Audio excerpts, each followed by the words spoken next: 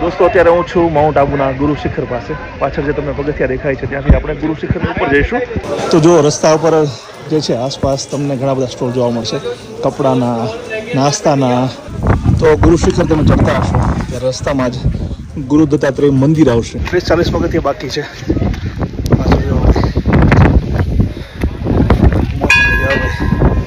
મજા આવી.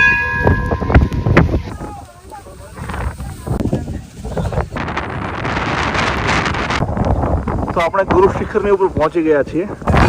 તો ગુરુ શિખર પર જે ફેમસ ઘંટો છે એ લોકો વગાડતા હોય છે. જે ઘંટી હોય જેના કારણે રાત એ નથી જોવો સાઈડમાં. આ તો હવે એક સિમ્બોલિક રહી ગયું છે.